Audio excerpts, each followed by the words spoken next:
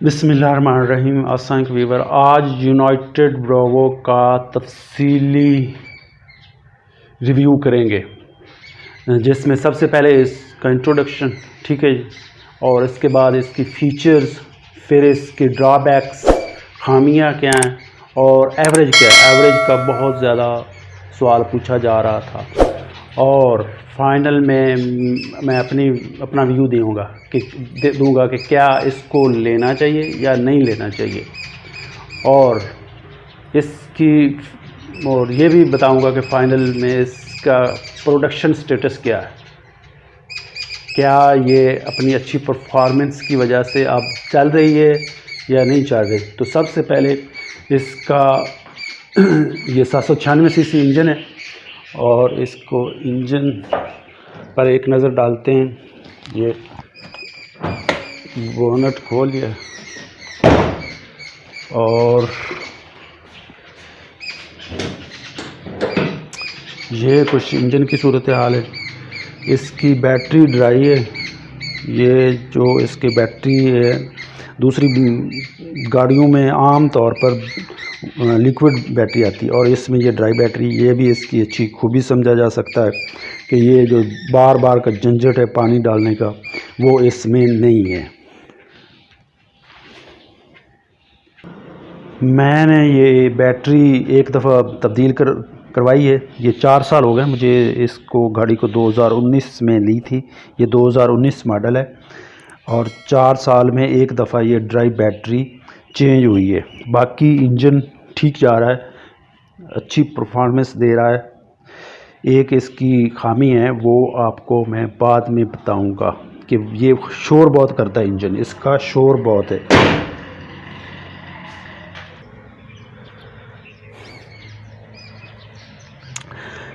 ये इसके साथ सामान है, ये इसका जैक है और दूसरे छोटे मोटे औजार हैं, और साथ ये पहले पंप ये देते थे। चूँकि इसमें स्पेयर व्हील नहीं था तो ये पंप साथ देते थे। अब स्पेयर व्हील आ रहा है, जो 2019 के बाद जो मॉडल्स आ रहे हैं उसमें स्पेयर व्हील आ रहा है। शायद ये उन नए मॉडल में ये ना हो। बाकी ये डिग्गी की स्पेस की जगह है, क्योंकि अब ये साथ स्पेयर व्हील और स्टपनी लग गई है, तो जो इधर स्पेस है वो बहुत कम बच गई है। लेकिन छोटी गाड़ी है तो इसको चलाया जा सकता है छोटी फैमिली के लिए। अब ये 5 सीटर है। ये एक ड्राइवर सीट, 7 पैसेंजर सीट और 3 पीछे। ये बाकी लेग स्पेस के बारे में, ये लेग स्पेस बहुत थोड़ा है, छोटी गाड़ी। जहाँ तक लेग स्पेस का तल्लक है तो ये मेरे घुटने बिल्कुल सीट के, जो ड्राइवर सीट के, इसके बाहर हैं। ये राइट और ये लेफ़्ट। और स्पेस का तल्लक है, ये मेरा सर तकरीबन थोड़ा सा फ़र्क है। ऊपर मेरा कद 5 फुट और 9 इंच है और तकरीबन कोई 1 इंच का फ़र्क होगा। अगर मुझसे थोड़ा सा बड़ा होगा तो उससे नहीं बैठा जाएगा। तो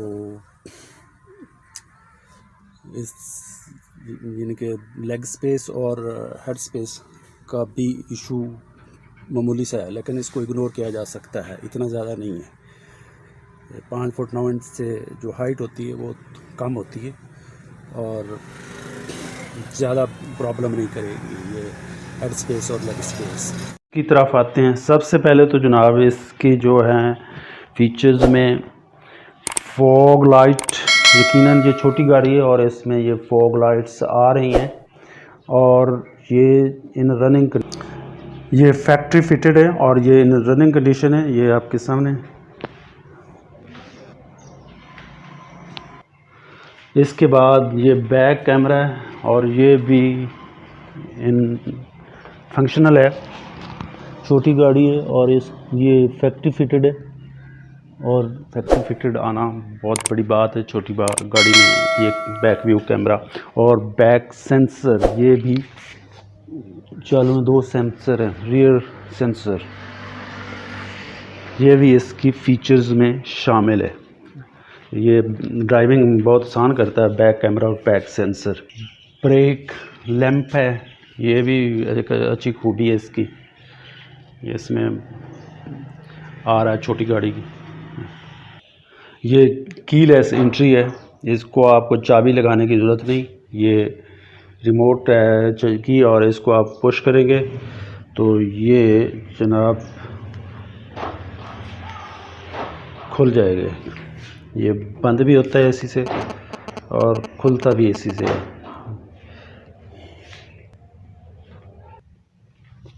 ये इसकी कुछ इंटीरियर की सूरत यार है। सबसे पहले इसकी पावर स्टीयरिंग है,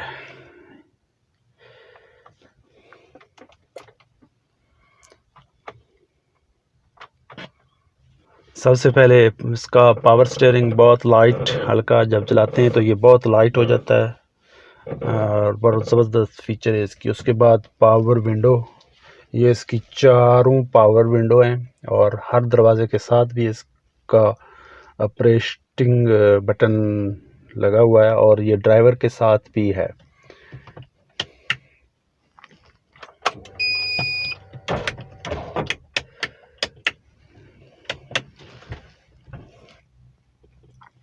ये चूँकि मैं ज़्यादा इस्तेमाल करता हूँ, ये जो मेरा ड्राइवर साइड का है और ये बहुत बिल्कुल राइट जा रहा है और बहुत फंक्शनल है। और दूसरा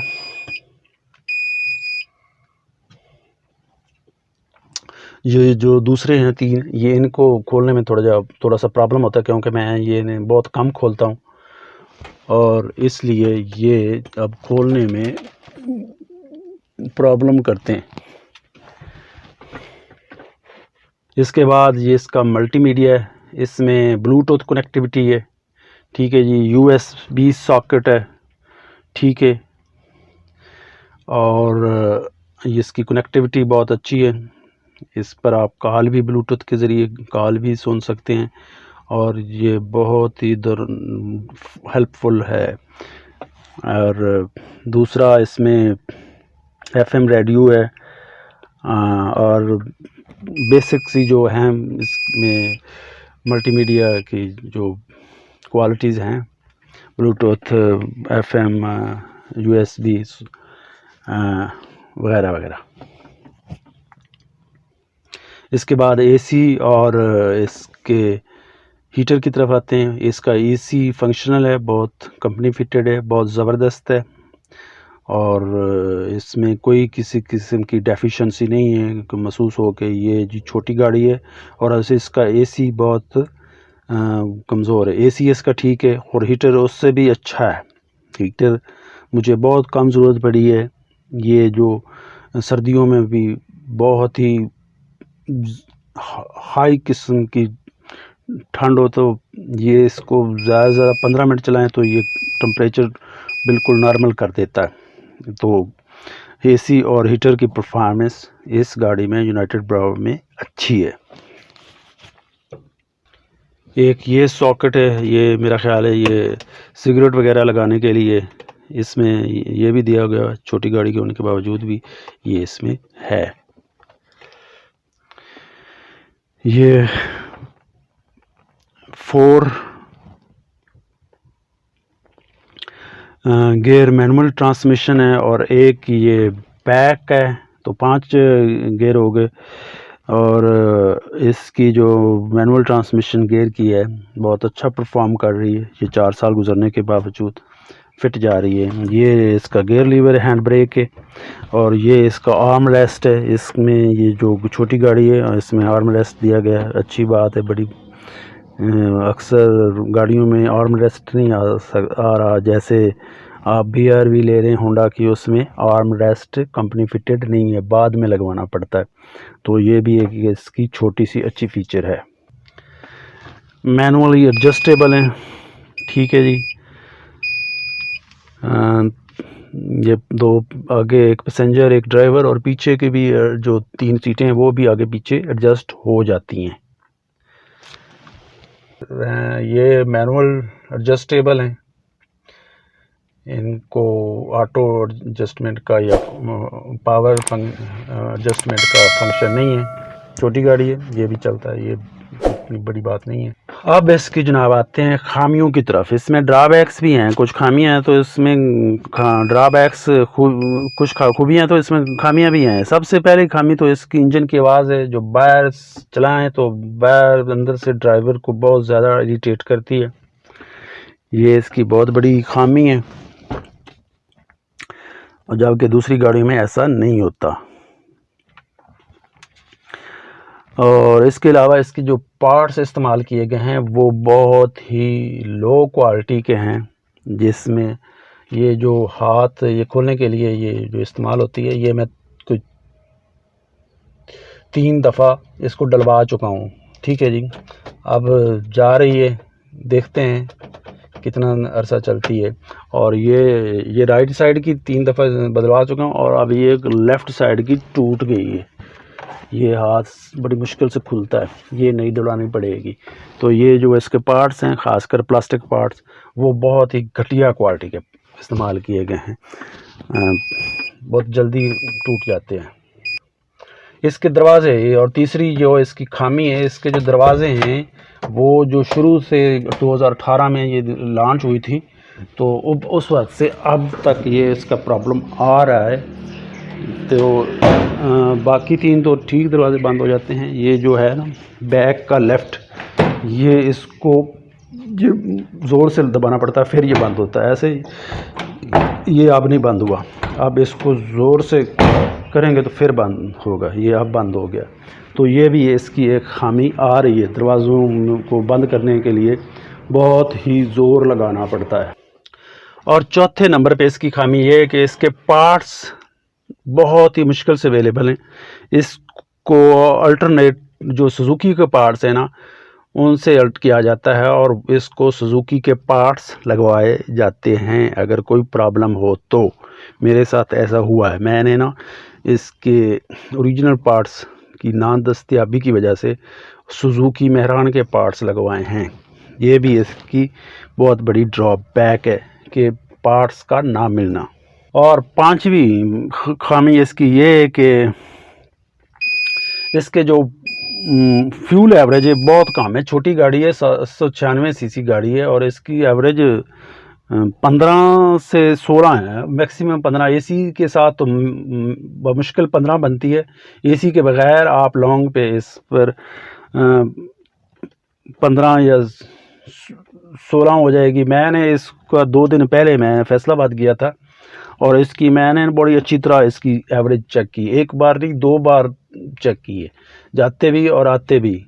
और ये एसी के बग़ैर लॉन्ग पे कोई 15 नहीं तो कुछ 17 हो जाएगी, और एसी के साथ मैक्सिमम ये 15 किलोमीटर लॉन्ग पे करती है, और इन सिटी ये 15 से कम होगी यकीनन। ये भी इसकी बहुत बड़ी खामी है कि छोटी गाड़ी होने के बावजूद इसकी एवरेज बहुत कम है। इसका मुआवजा दूसरी गाड़ियों से करते हैं, क्या यूनाइटेड अच्छी है या दूसरी लोकल जो मेड बन रही हैं, जिनमें प्रिंसिपल है और आल्टो, VXR, पिकांटो। तो जो प्रिंसिपल है ये इसकी कीमत जनाब 19,90,000 है, तो ये 800 सीसी है। और जबकि दूसरी तरफ ये जो ब्रावो है ये 15 लाख कोई 12,000 कितने की आ रही है। तो जो प्रिंसिपल है उसमें ये इसकी जो स्पीड है मैक्सिमम 110 है, और ये 140 है इसकी स्पीड मैक्सिमम। ये इसकी स्पीड मैक्सिमम 140 है, जबकि जो प्रिंसिपल है वो 100 उसकी स्पीड 110 है। तो इसके अलावा प्रिंसिपल में बैक सेंसर्स नहीं है, डैशबोर्ड नहीं है, और तो अगर इस तरह इसका मुवाजना किया जाए तो यूनाइटेड ब्रावो को आप एक अच्छी गाड़ी इसके मुकाबले में कह सकते हैं। और आल्टो VXR तो मौजूदा जो 2023 जा रहा है, ये अक्टूबर, आल्टो की कीमत 26,12,000 के करीब है और ये 660 सीसी है। तो ये 15 कहाँ और 26 कहाँ, 11 लाख का फ़र्क है। तो इतनी जो एक्स्ट्रा है 11 लाख रुपया बहुत मुश्किल से कोई देगा अगर वो ख़रीदेगा, लेकिन फिर भी उसकी एवरेज अच्छी है, तकरीबन कोई 24-25 किलोमीटर कर रही है। इसकी एवरेज कम है। अगर वो 11 लाख एक्स्ट्रा उस पर पे करता है तो उसको एडवांटेज भी है, लेकिन उसमें जो बैक कैमरा, बैक सेंसर वगैरह और ये दूसरी छोटी छोटी जो हैं खूबियाँ वो उसमें नहीं है और बाद में वो लगवानी पड़ती हैं। इसमें कंपनी फिटेड है। तो इसको आल्टो और इसको अगर इक्वली ट्रीट करें तो बेटर होगा। अगर और कीमत उसकी बहुत ज़्यादा है, परफॉर्मेंस के लिहाज से गो के इसकी एवरेज थोड़ी है, लेकिन इतना इसको पीछे भी नहीं किया जा सकता, अच्छी है, बैड नहीं है। और दूसरी पिकांटो की कीमत इस वक्त 33,50,000 है से 36,25,000 है, यानी कि मैनुअल 33,50,000 और जो ऑटो है वो 36,25,000 और वो 1000 सीसी है। उसकी एवरेज 12 से 15 है तकरीबन अप्रॉक्सीमेट। और ये एसी के साथ लॉन्ग पे 15 दे रही है, तो लोकल इन सिटी ये 12 तो देगी ना। तो इतनी कीमत ज़्यादा होने के बावजूद उसकी ये परफॉर्मेंस है, तो क्या कहेंगे कि ये ब्रावो अच्छी है। तो मैं तो इसको कहूँगा ब्रावो ठीक है। गो के इस वो क्वालिटी नहीं है इसके पार्ट्स वगैरह की, इसके जो कंपोनेंट्स लगाए गए हैं, लेकिन फिर भी एक छोटी फैमिली के लिए एक अच्छी गाड़ी है। तो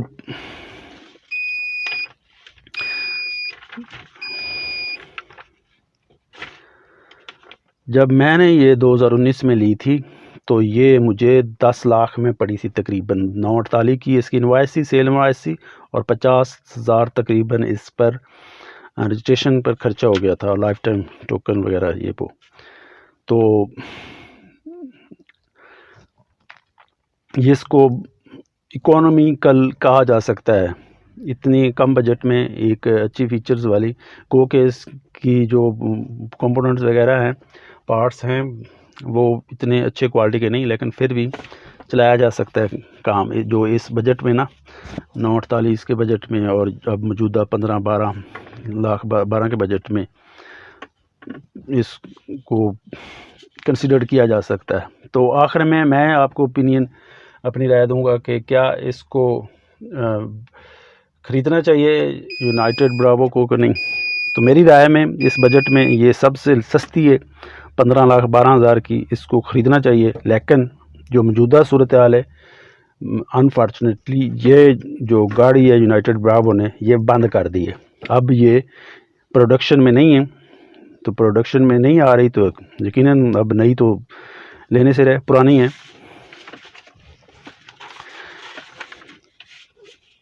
तो इसलिए छोटी गाड़ी होने के बावजूद इकोनॉमिकल लो बजट सबसे सस्ती गाड़ी, इसको मेरा ख्याल है 4 साल चलाने के बाद इसमें कोई ख़ास इश्यूज़ वगैरह नहीं आए, ठीक है। और ये मेन इसका इशू ये है जो इंजन का है, इंजन की आवाज़ बहुत है, इसको पर काबू पा लिया जाए, इसको ठीक किया जाए, ठीक हो जाए, अगर कंपनी दोबारा इसका प्रोडक्शन शुरू करती है तो। अदरवाइज़ दूसरों के मुकाबलों में टू सम एक्सटेंट इसको इकोनॉमिकल भी कहा जा सकता है और छोटी फैमिली के लिए बेहतरीन गाड़ी है। आपको ये वीडियो कैसी लगी, अपनी राय का कमेंट सेक्शन में ज़रूर इज़हार करें। और अगर वीडियो आपको पसंद आ रही है तो प्लीज़ इसको लाइक कर दें। अगर चैनल पर नए हैं तो प्लीज़ इसको चैनल को सब्सक्राइब कर दें और साथ इस वीडियो को शेयर भी कर दें। Thank you. अल्लाह हाफ़िज़। फ़ी अमान अल्लाह।